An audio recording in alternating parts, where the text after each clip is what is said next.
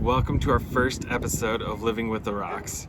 We're super excited to make these series of videos for you guys, kind of show you what we are doing, the adventure that we're taking, and the different places that we're going to. So we'll start from the beginning and just walk you guys through our crazy adventure, and then hopefully you guys enjoy it. If anything, hopefully you find something to laugh at. Yeah. There's a lot to laugh at. There is a lot.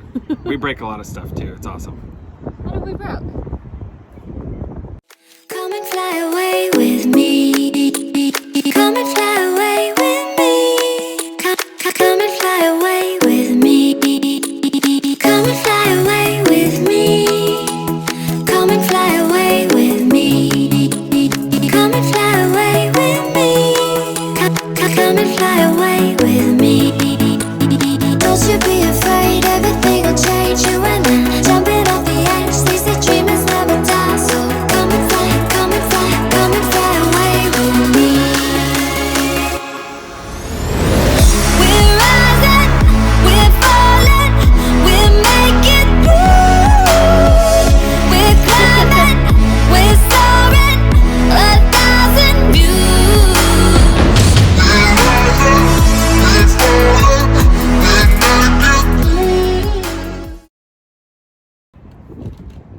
Welcome back. So, just to tell you a little bit about us, my name is Nathan. This is my beautiful wife Tessa, and we have. You're welcome. I didn't say thank you. You're welcome, anyways. And we have two beautiful girls. Jaden, she's almost 10, and Chevelle, she is almost 6. Mm-hmm. Holy cow, she's almost 6. Which means we're also doing this full time with a kid who's about to hit their top of the game for their emotions. So that's fun too. I am stuck in 400 square feet with 3 girls. So we had to go get a boy dog. And a dog. And his name is Guinness. He is almost 70 pounds. So he's a pretty big dog.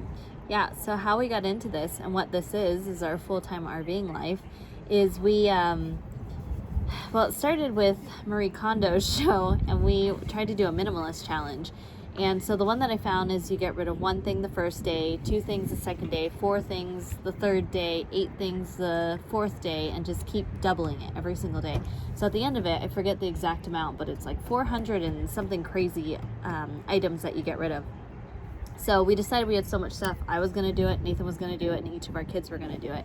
And then we implemented some new rules. Like, we decided that every time they get a new toy or a new book or a new shirt, and same for us as well, every time they get a new something, then they get rid of 5 of whatever that item is. But the kids were picking like those little LOL dolls to get rid of, or like a scrap of trash in the room, versus actually getting rid of like a toy. It wasn't working that good. They got rid of some big toys too. Yeah, they did. So after a month of doing it, we realized that we weren't even making a dent. I remember the first day I was doing it, I sat down to go through my closet, and I like clothes. I have a lot of clothes and a lot of shoes.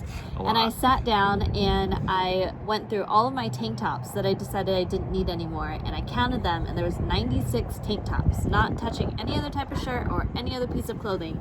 96 tank tops that I didn't want to keep, and I still had like maybe 20 to 30 that I was holding on to. And that's when I realized this is an issue. So Nathan and I have been pretty fortunate that we have had some pretty successful businesses. We've had a lot of independence. We've had enough money to collect a lot of crap, pretty much. And we did. We collected so much stuff. We did. And we just woke up one day, and when I first brought it up to Nathan, I was like, hey, I think we should do like tiny house living or go full-time in an RV. And he I was like, hell no. No, he was a straight up fuck no. Yeah. Hell no. I don't think we could say that, so bleep no. Cut that out. Yeah. So. Yeah, there was just. You want to talk about your first opinions? Yeah, as soon as she was like, I want to live in a tiny home or an RV that was like 300 or 400 square feet, I was like, dude, we can't even manage living in like a 4,000 square foot house. Like, how are we possibly going to downsize that much? And I don't want to get rid of all my stuff.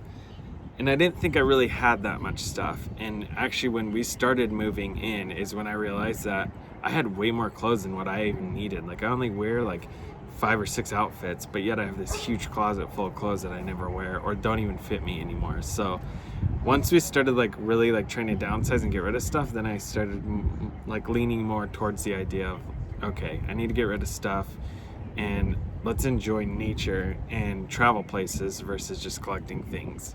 And our kids too, they were becoming super materialistic. I remember our youngest, Chevelle, Did you talk about our daughters? So our Yeah, oldest I daughter did. is Jaden. She's 10. And our youngest is Chevelle. She's almost 6. I don't Yep. know if we said their names. We did. But you did? Mhm. Okay. Yep. Well, maybe he did. I already got that. Forgot. Nailed it. So I remember one day Chevy came up to us and she had broke something, and it wasn't a cheap toy. I don't remember exactly what it was. But it wasn't like something from a vending machine. It was a decently big toy. And she broke it, and we were like, hey, Chevy, you broke it. And she's like, it's okay, you'll just buy me a new one. And that sentence hit us really hard of Yeah. what we're doing to our kids. And through us enjoying all this materialistic stuff, what our kids are actually going through. And yeah, it's intense. I think one of the other things that kind of hit us hard too was our last Christmas, or maybe 2 Christmases ago, we went to my parents' house, and the kids only got one gift each, but it was a big gift that was like, you know, they like handmade it or something like that, and the girls were unappreciative that they only got one gift and they wanted multiple gifts, even though that one gift seems special from our grandparents. But I think that was like kind of hitting the nail on the head there too, is like, okay, our kids are getting way too spoiled or materialistic too, like we need to nip this thing in the butt and really figure out a way to do a complete 180 and get rid of all of our stuff. So we did. We did. And it's kind of stayed as a joke. It was something that we were talking about doing, but neither Nathan or I had ever stepped foot in an RV, literally ever. Well, maybe you did with your grandparents. Yeah, I did once. So I had never even stepped foot. I had no idea what to expect out of an RV, let alone what an RV was, or all the what different our kids types were of gonna RVs. think. Yeah. And what our kids were going to think. And so it was kind of just this fun idea that was sitting back there.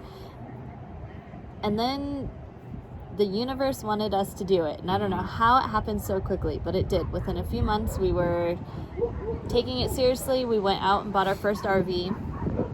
We went to, actually, funny story there. So we went to Camping World first, and we found this incredible RV that had a separate bunkhouse, and we had all the financing done, everything was ready, but they had to flush out all the winter, what do you call it? They had It to was like winterized. de-winterize it and get it ready for us to actually take off the lot. So it wasn't going to be ready till Monday, and it was a Saturday. So we were like, okay.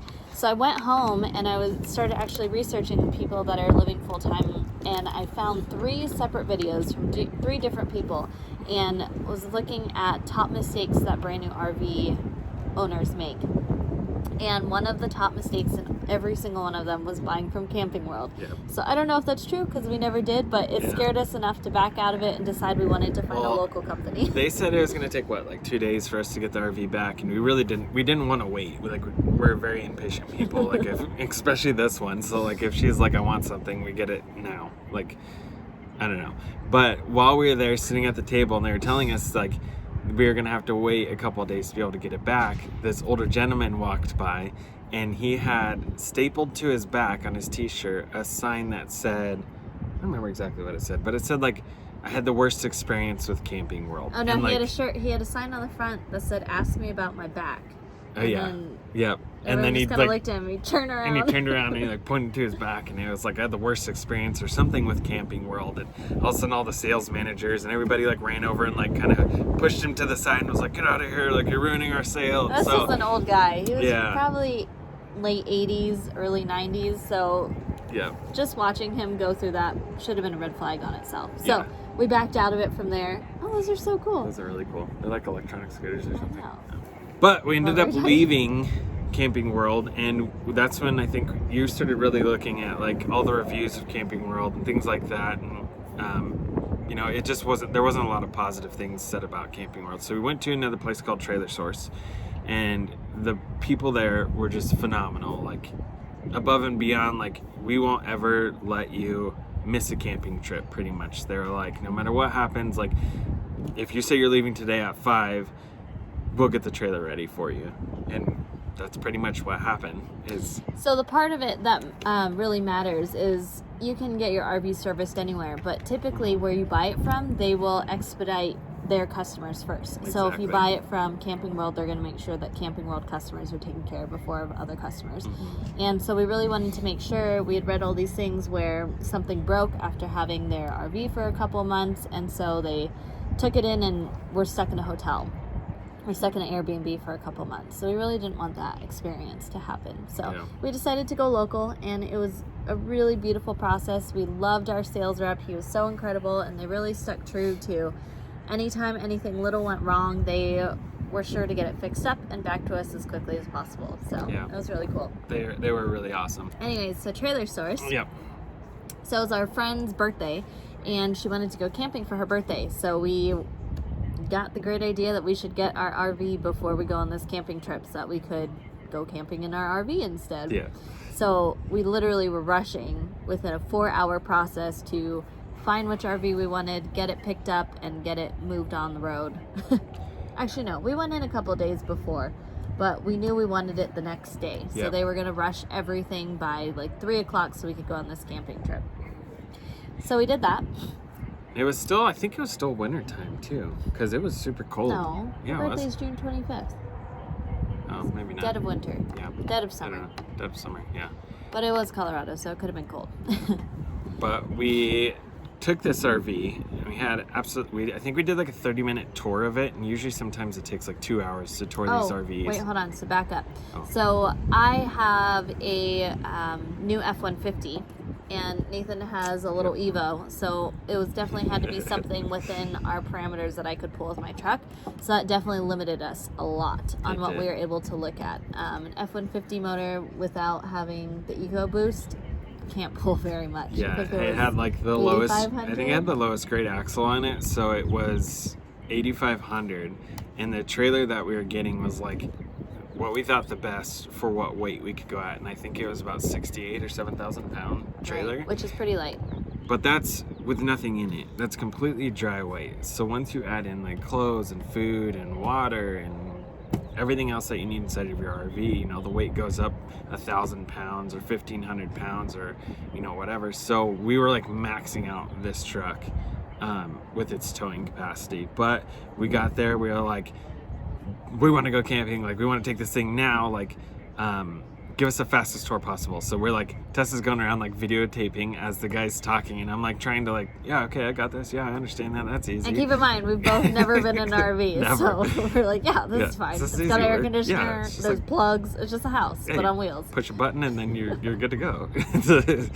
So we pretty much starting to get dark, so we just like loaded up the trailer on the back of the truck and we just hauled ass up to the mountains.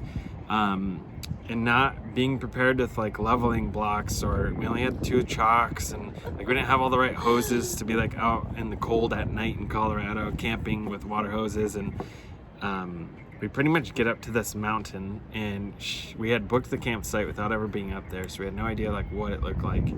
And we pulled up, and the ground is literally like this probably at our campsite, and we don't have like also there was anything. A really big hill, and we were using our towing package on our truck, so we didn't realize how much that slowed us down. So we were going up this hill at 26 miles an hour in like a 65-mile-an-hour zone. It's like it was a fun experience. It was fun. Happy birthday, Holly. You're welcome. Yeah, you're welcome. That was awesome. We'll have to share some pictures too. I think we have pictures of us in the RV playing cards and stuff in our old trailer. But so anyways, to continue the story, so we got this trailer. It was a travel trailer, so one of these other episodes will go into all the different types of trailers. We have some friends that are looking into it, so we didn't realize how many questions that we had gone through and how much we learned through this whole process. So we'll definitely post that video so you guys can take a look at it. But I think we've convinced like 3 people now to buy an RV. Yeah. That's how awesome this is. It is awesome. Okay, so we decided to go full-time into the RV. We had our RV, and we had about 6 months before everything was going to be finalized. And in that 6 months, we had more travel plans for our business and for personal life than we have in our entire life. Yeah, seriously. It was like we were leaving, it seemed like every 2 weeks for like a 4-month period, and we were gone for like a week, you know, like every 2 weeks or so. But so we knew by end of February we were going to be out. We were renting luckily at the time, so we had our lease ending at the end of February, and for January we were in the month, for the whole month of January we were in the state able to pack for I think a total of 9 days. Yeah.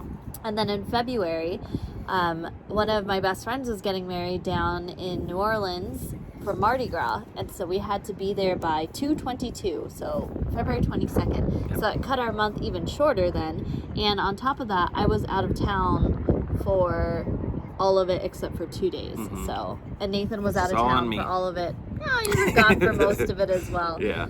And we also had my parents living with us as well. So we also had all their stuff to pack up and decide what to do with.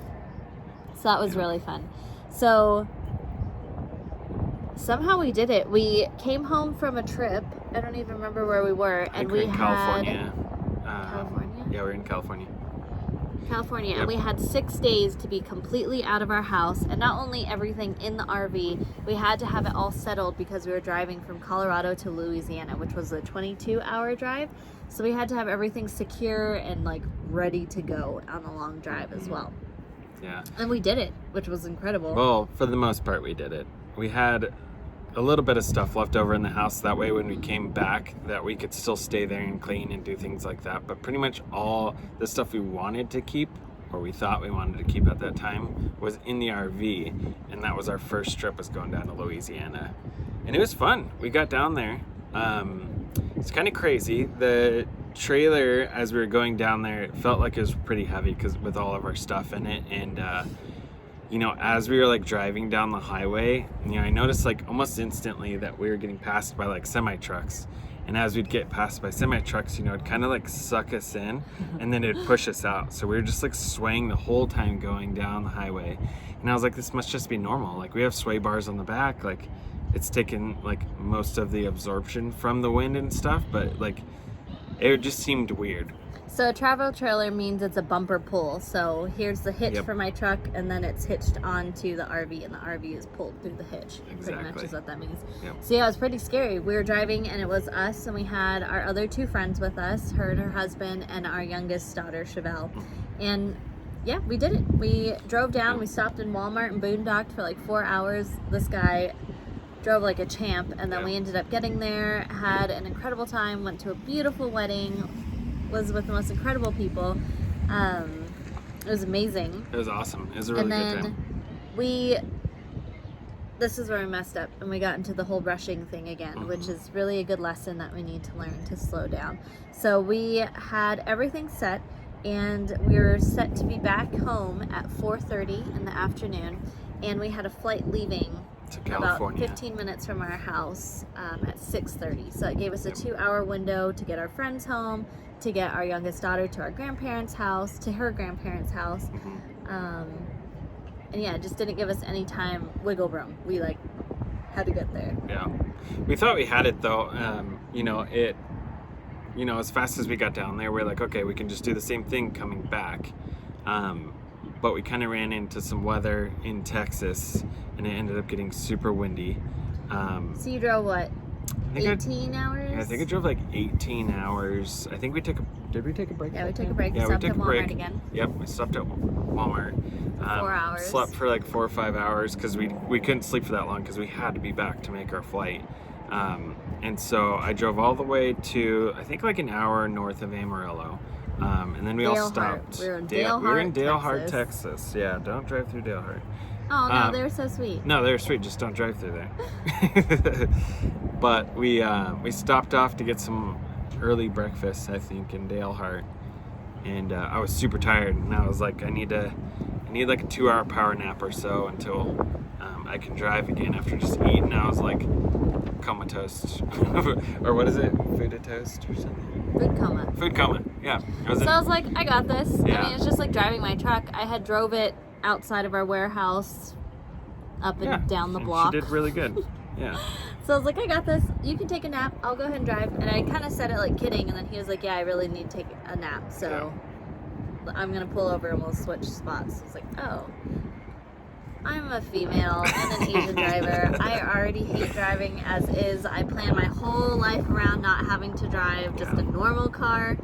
Like, I drive a truck because I know I hit things, so I want to be the thing that wins when I hit things. And I don't know why there was a pseudo confidence that I had. I was like, yeah, it's not going to be any different than driving a car. It's fine. And so I got behind the wheel. He passed out within seconds. Yeah, I was That's so how tired. he was. Yep. And within 3 minutes, I completely totaled our trailer.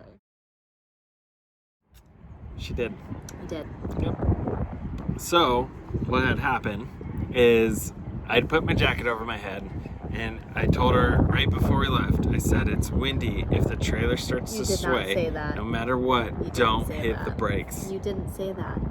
I said it. Okay, well then all I heard was hit the brakes. Yeah. So I start going and I'm accelerating like just driving a normal car. Before I know it, I'm going 75 miles an hour. And in Dalehart, there's nothing around. And so they said that where we were hit at was 30?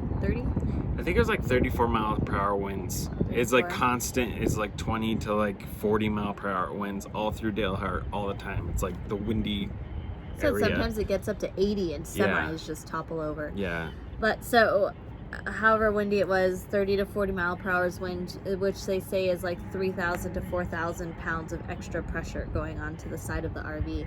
Yep. So I'm driving, I'm swerving, I'm losing control, didn't know what to do. I hit the brakes, which is the worst thing you can do.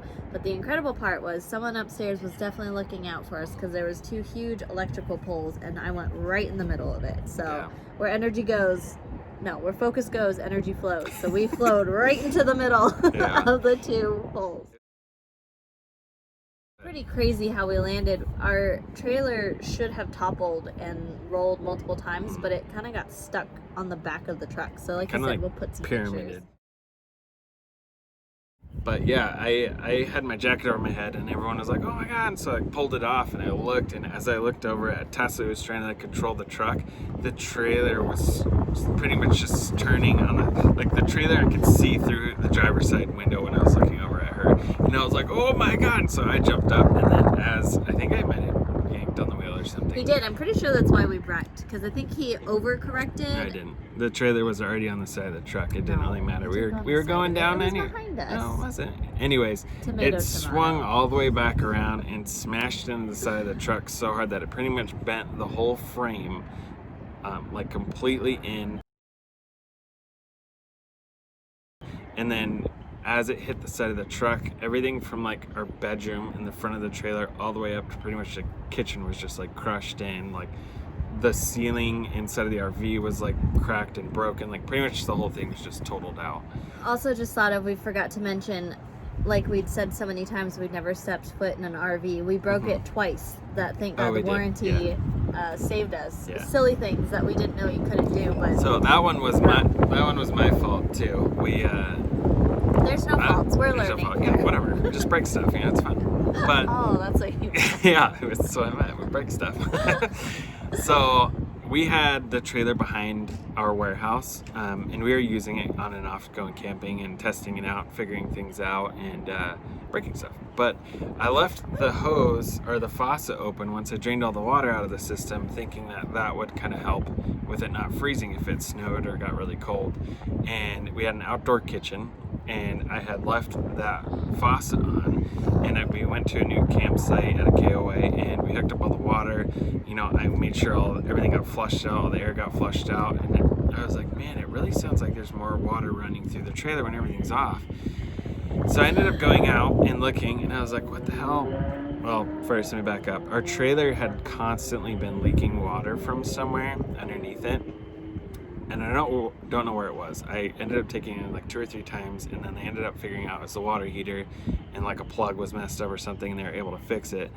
So when I walked outside, I noticed that the trailer was leaking on the back end, and I was like, man, what the heck? Why is it leaking again? I just fixed it, and it didn't hit me, but I left the sink on, and the sink was just filling up with water and flooding into the under cabin, and it just so happened that where the water went was right to the circuit breaker of the electrical panel of the whole thing, like the computer that controls the whole RV, and ended up frying our converter box. Which, I didn't know that's why it fried.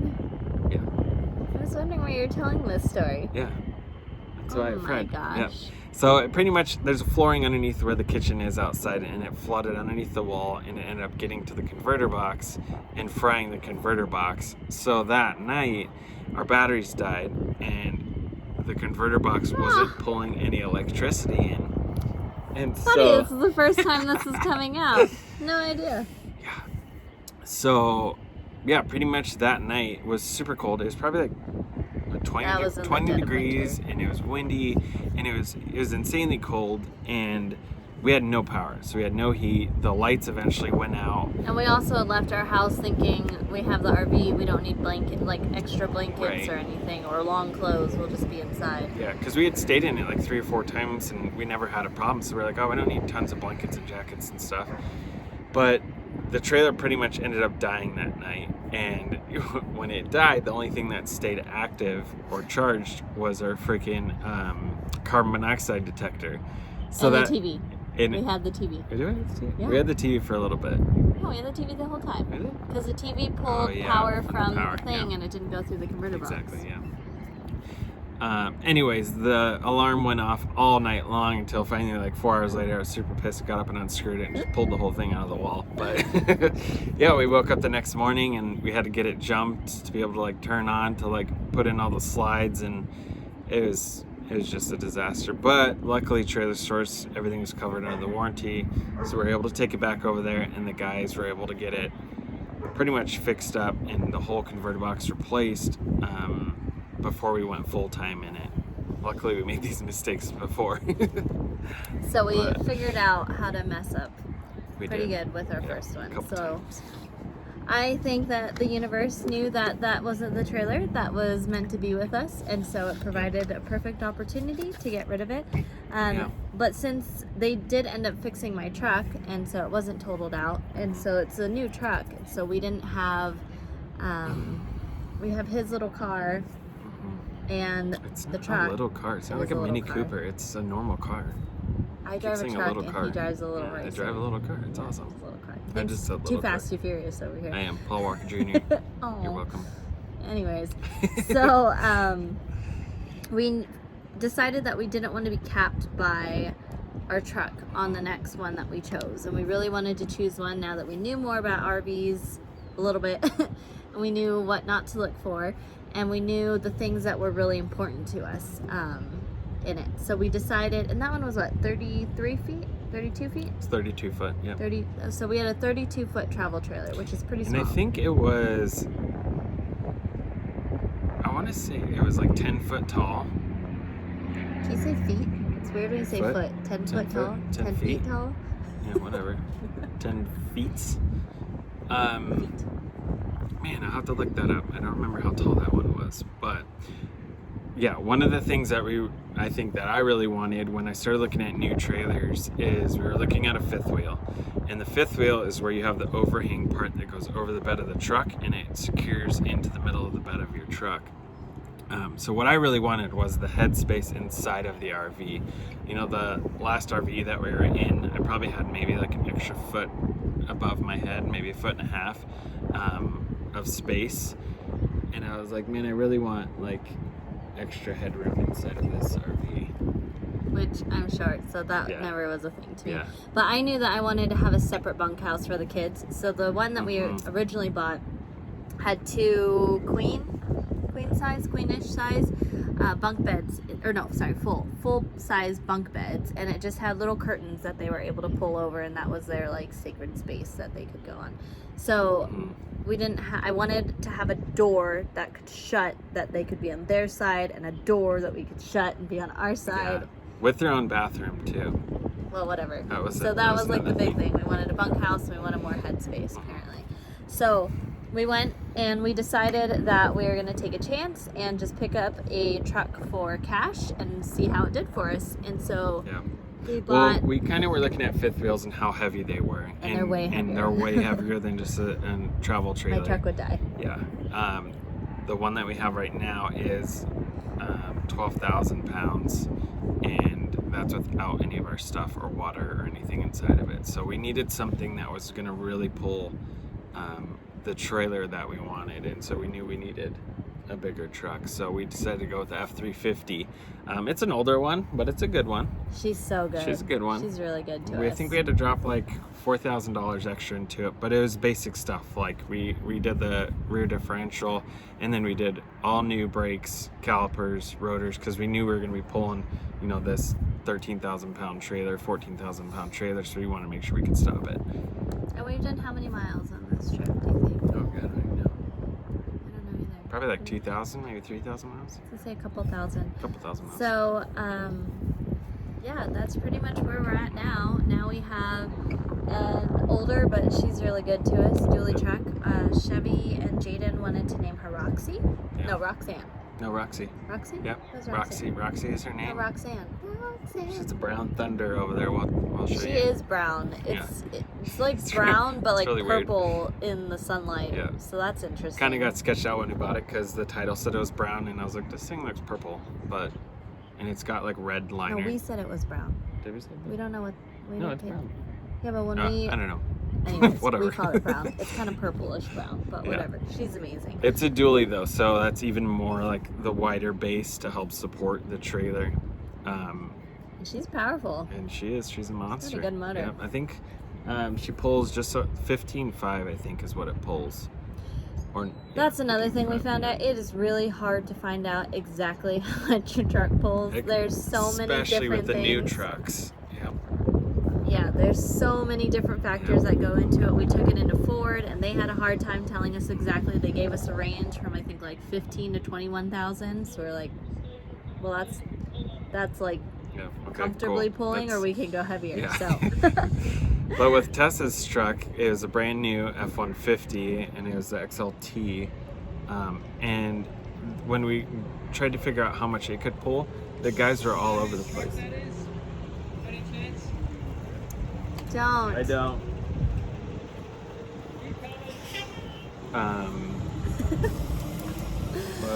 So Tessa's truck, when we started looking it up, it was ranging from her truck. It was like 8,000 pounds, and it was up to like 20-something thousand pounds. And it was like, oh, well, we need to figure out what axle's inside of it. And so we had to like pull the VIN number and then like enter in all the model information and try to figure out what axle was actually in the back of the truck. And it was just... Well, and it didn't all have over the anything place. with the tow package. We Yeah. paid extra for the tow package, so we thought that would make a difference. But anyways, that was a whole. Yep. That's a whole nother thing. We can So talk about that look another look day. into that a lot before you decide what trailer to make sure your truck can actually pull it, because it's extremely important.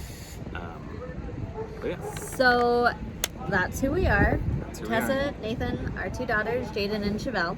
So we are doing this full time with kids. There are some extra special perks that makes our situation a little different. I had an oopsies, which is one of the biggest blessings of my life, which is Jaden. And so she does have her dad, and so we have a 50-50 split custody.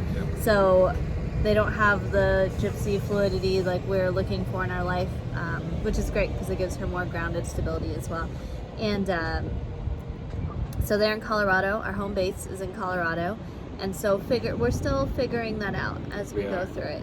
It's been really interesting with COVID because it gave us a lot of freedom since school shut down, and we were able to go. Right now we're in Arizona and Sedona, but we traveled through Colorado, Utah. Where else did we go? Nevada.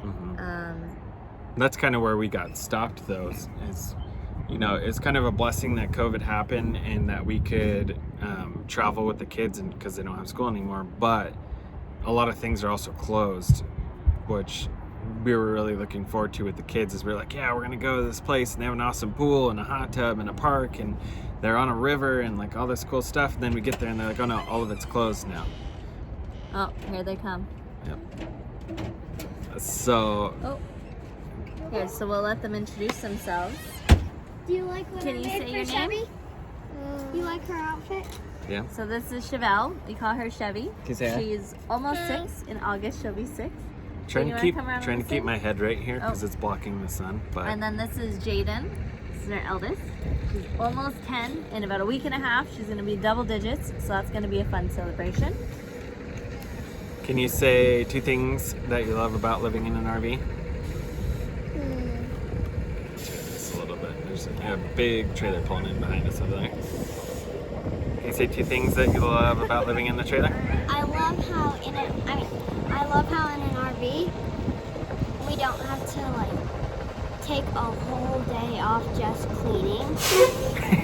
To clean? Yeah. To clean. We can It just is. take a few hours, maybe one. When it's really messy, like it just was, Yeah. it took us a decent amount of time. That is one of the awesome things is that in our house, you know, we had three levels, and it seemed like it would take us half a day to just clean 2 levels. And then the rest of the day we had to sleep. And we also had an Yeah. assistant coming in cleaning every single Right. day, and we still couldn't keep it we up. still destroyed that house for some reason. But we can make a mess in the RV, and it gets cleaned up in 30 minutes. And or I less. actually do dishes, which is cool. Like, Because you have to. yeah, but I'm like, okay, doing it. So, What about you, Chef? What's one thing you love about the RV? I don't know. if you did know, what would you say? Tricking him. You gotta speak up so they can hear you. You can go different places. You Yeah. can go to different places. What's your favorite place so far? Arizona, Utah, Nevada. Nevada? Okay. What Nevada. was the place What that about you, Jaden? Where's your Uh-huh. What was the place that when everything was open? Everything That was that was Utah. Salt Lake. Yep. Salt Lake was pretty awesome. Where was yours? Utah. I really like it in Arizona. Me too. Yeah, Arizona's Really, awesome. I like it in we're right Utah outside of and Sedona right now. It's been a lot of fun. I think Getting your hair. we've been going swimming and floating. I think almost every single day, right? Yeah. Because the pools are actually open here. Some of the restaurants are open. In front of us. So we'll talk a little bit more about other locations, where we've been, things that we've loved so far. We'll talk a little bit more about doing this with COVID and how all of that has been happening. But yeah, so we just wanted to introduce ourselves. Together, we are the Atrox. Get in here, Jaden. So we're excited to show you more about living with the rocks and all our adventures and how everything turns out to be. And we have a lot of crazy stories that we're going to share with you guys that we messed up, and all of our newbie issues that we had, which would be fun adventures to tell. Yeah. So our next one, we'll do a tour of our RV. We'll do a little bit inside and outside so you guys can see exactly what we're talking about. How we set it up, kind of how we're living. Yeah, that'll be fun. All right. Well, thanks for watching. Bye. Bye. Bye.